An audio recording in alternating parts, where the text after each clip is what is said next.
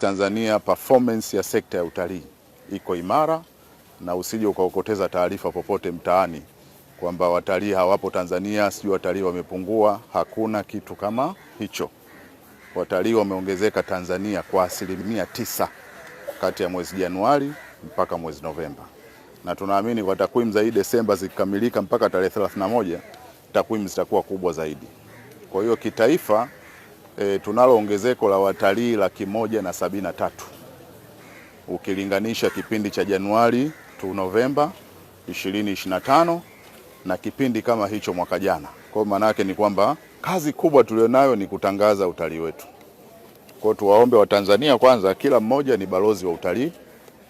Popote unapokuwa, eleza mazuri ya nchi yako, eleza vizuri vinavyopatikana kwenye nchi yako. Popote utakapokuwa, waelekeze wageni kuja kubarizi na kutuliza moyo Tanzania. Kwa hiyo mimi ukiniuliza mkakati mkubwa kwenda mbele ni kutangaza utalii zaidi. Mheshimiwa Rais wetu Dr. Samia Suluhu Hassan amefanya kazi kubwa. Amerekodi filamu 2. Rais anatoka ofisini anakwenda kuwa mwongoza watalii. Anaongoza watalii kuionyesha dunia. Amefanya Royal Tour, akafanya Amazing Tanzania.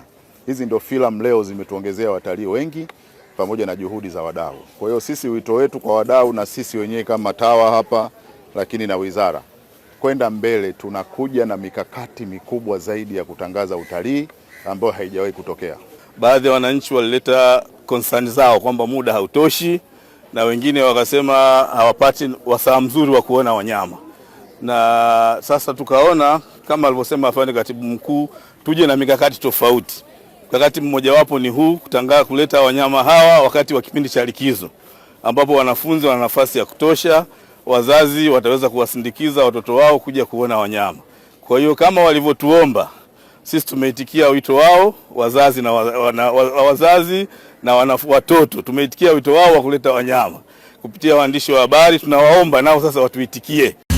FM.